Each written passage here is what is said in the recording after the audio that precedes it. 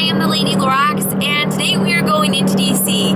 I'm really looking forward to it because DC is one of my all-time favorite cities, and it looks like we're going to have beautiful weather. It's supposed to be in the low to mid 50s, sunshine, blue skies, so I think we're going to have a really great time. See you there.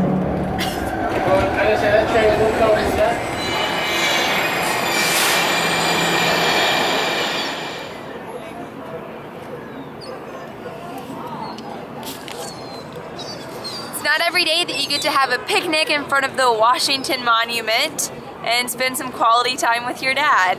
I am having a ginormous sweet potato that I brought from home. I had two, but I already ate the other one. And Dad is having a Greek gyro cooked by an Indian and is very curry. Yeah, it was from one of these like greasy food trucks. There's a whole lot of those too. But anyway, we're having a picnic in front of the Washington Monument. DC is so much fun. The monuments and scenery are very beautiful. Everyone here is really active. People are running, riding their bikes, walking their dogs, playing frisbee, and it's really exciting and encouraging to see people being so active. And it's very clean. There are trash cans and recycle bins everywhere, and it's kept up very nicely. I don't know about the rest of DC, but at least the touristy part is very lovely. How cool is this? They have bikes that you can rent for the afternoon. That is awesome. Because I'm in DC, I thought it would be fitting to talk about our nation for a few minutes. Growing up, I was a relatively informed child. I watched the news every night with my parents and was kept up to date on politics and current events. Because of this, it didn't take me long to discover that we live in a very flawed and imperfect nation. Therefore, I concluded that America sucked and I was going to move to someplace better the first chance I got. It took me a while to grow up, and as that happened, I realized that there really isn't anywhere better.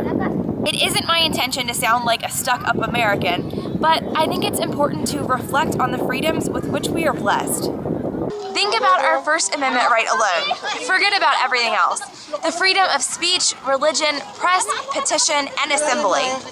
There are billions of people around the world that would gladly give their lives so that their countries could have a chance at securing such freedoms. There are many examples to choose from, but Tiananmen Square is the first one that comes to mind. The point is, we often take what we have for granted. I live in a nation where I can speak my mind without fear of imprisonment, taxation, flogging, or worse. Does America have its problems? Absolutely. Several of our political leaders are corrupt, and we have an exorbitant amount of debt. But we live in an imperfect world, so having a flawed country is imminent. But when you look at the big picture, we really have it made.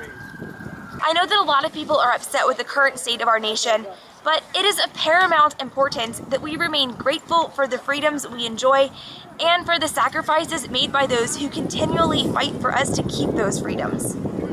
There is no perfect place to live, but I feel incredibly privileged to call the United States of America home. And that's the way it is.